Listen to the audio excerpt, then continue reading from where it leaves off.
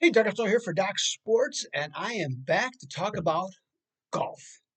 Okay, and specifically, I just happened to think of this morning. I went and dug these out. Story about these. For many of you, might not even know what this is. Okay, this is what's called a persimmon wood, which was a solid block of wood. This is how golf clubs used to be made. Okay, there and pretty small, right? that's that's how it used to be. And interesting story about these. These were originally made in 1954 was the year, and they were only made this exact way 1 year. Okay, and so they were McGregor's when McGregor was a big golf company, and the other aspect of this, the steel shafts, of course, and they still do have the original leather grips, and this club was only made this way 1 year. So when I was back when I worked in the golf business, the person traded these in because they were a 1, 2, 3, 4. That's how they were made back then too. He traded them in, and I kind of thought they were worth something, but I wasn't really sure. So I asked him. I says, do you know what these are? I said, I'm not gonna tell you these might be worth something, but I go, it's up to you. Whatever you want to do. He goes, no, I goes, I had no use for them. He goes, I'm just gonna trade them in. So he did. So then I went and got them. They were in good shape, so I got them refinished. Okay, that's what you used to do. So that's why they're all new and shiny looking and everything else like that. And so I got them, and I don't know that I forget what the year was. I want to say maybe early 80s, maybe even mid 80s, I guess it was. The persimmon woods or these kind of woods, their age, they became collector's items. So I had this and I had them done and stuff like that. And I had a guy that offered me $1,000 for them. Okay. But I knew the value of them was like 1,200. So I said, hey, come on, I can tell you what, meet me halfway, 1,100. He wouldn't do it. And so I said, okay, that's fine. I said, I'll find another buyer. Guess what? I never found another buyer, even close. So I have these. So I've kept these all these years, basically as collector's items for myself, and for something. But I'll leave it to my kids to throw away because that means something to me. So anyway, so that's enough about that story. Let's talk about the Players Championship this week. It's a big tournament. It tried to become the fifth major. Its title is actually the so-called fifth major. Pete Dye Golf Course, fantastic golf course. Remember when it first opened up, it first played.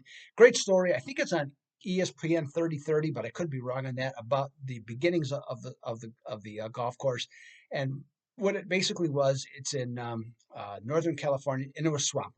That's all it was, and it was Pete Dye and the Dean Beeman, who was he was the commissioner of golf at the time, and a couple other guys. And they were out in a like a little bit of a hovercraft or whatever, and and it was real marshy, and they happened to hop out of the boat just to see what was going on, and all of a sudden they were in mud up to their chest. Okay, and they're looking around and laughing and stuff like that. And all of a sudden, probably, I believe, if I remember the story correctly, 20, 30 yards away, they see an alligator. So obviously they hop back in. But um, originally a very, very difficult golf course, very tough, hard to score.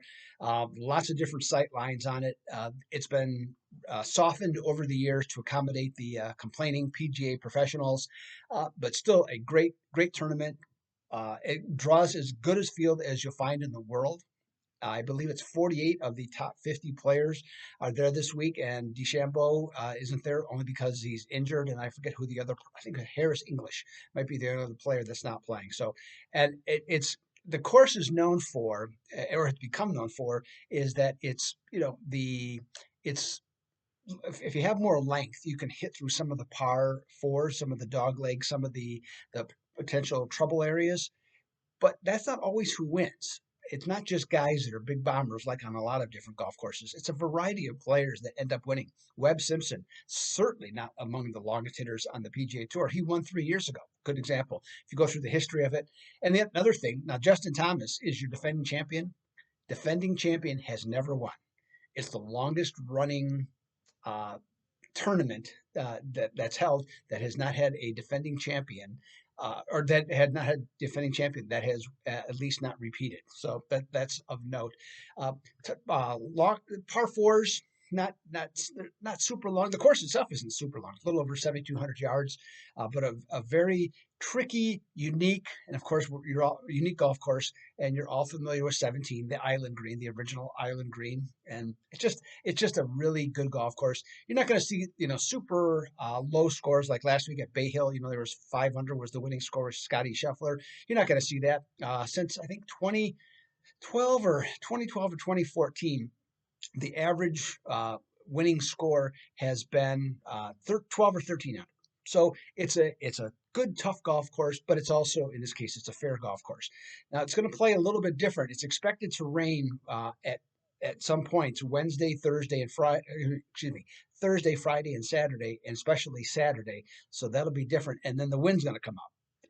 Especially they said on the weekend, so we'll have to see, and that will cause a lot of things.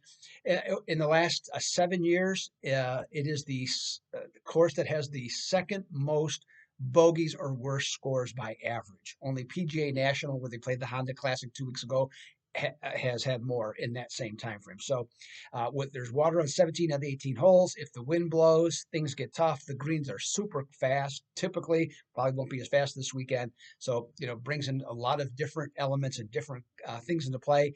And you have to have patience in order to be a contender here. You have to be able to hit long irons accurately at the pins. The greens are small, but they're not. They don't have a lot of undulation. They have enough. But because I think the reason they did that is it can trick it up too much. So, it's kind of just how that thing got set up. So, Jon Rahm is your favorite. Zero buzz about Jon Rahm. Okay, absolutely none. Not to say that he won't be a general contender, but his odds are too low. So I don't think you're going to hear much about him. I would say the same probably is true as Brooks Koepka and Dustin Johnson. Any one of them at any moment could just rise up, but they have not shown any inclination to do that. And generally speaking, they haven't played all that great here, especially Johnson. He definitely has not. The guy that's got all the buzz is Colin Morikawa, and he's got the right kind of game to do well here, and he definitely is the one that I have recognized as getting the most action from golf bettors on this one. He hits tight fades off the tee. He's one of the top iron players in the game, and he can knock down pins. And if the conditions are damp, okay, he's going to go right at him. You know that. Rory McIlroy was my 6-unit play last week. Didn't come through. He shot 76 on the weekend after being in third place. So he just basically blew it. And he was the lead complainer about the conditions last week. I say forget about listening to him about that nonsense. But he did win here in 2019, and he has 3 other top 10 finishes. So I think you have to look at him as a contender. And the same thing with Daniel Berger. He's got the type of game that fits. His game's a lot like Webb Simpson's. He's 4th in driving accuracy, 15th in greens in regulation, and 14th in scoring. You don't have to hit the ball out of sight, like I said. And so Berger, I think, can definitely be a factor in this tournament. Scotty Shuffler is an interesting one to me. He's won twice in a month. He had never won before on the PGA Tour, but he's now won twice in a month. I'm not sure he's a win candidate in this one.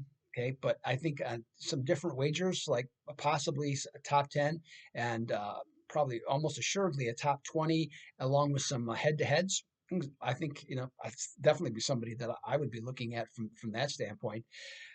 Justin Thomas, like I said, defending champion, played great all year. 3 top 8s and finished 20th. The problem though, defending champion. Okay, that's the problem at this place here. You got Cantley, Matsuyama, and Smith, all that are in the mix, I think, of contenders of the group.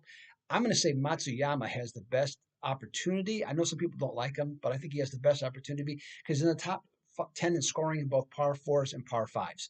So that's the general, let's just say, aspect of the tournament. Guys that I would be looking at, okay, now I've already made my selections, okay, overall. So that's already in the books. But in terms of, let's just say, value, I think it's a very difficult tournament to pick a winner. And I don't pick winners anyways, but just for those that like to, I think it's really hard to pick winners. And I think even top 5s are hard. in this one because you can have guys going up and down and up and down. So I think it's a very difficult, challenging golf course that, sees guys rise up out of nowhere. And so you have a lot of just different things. So I'd stay away from any of those types of bets. I would focus in on the top 20s, see where you can get your best value on top 20s and head to heads. Some top 20 guys I would look at would be Berger, Matsuyama, Shane Lowry, and Matthew Fitzpatrick. Any of those guys. Shuffler, his odds are a little bit higher, but on a small play, not bad. And for some head-to-heads, I would recommend Morikawa and McElroy in particular.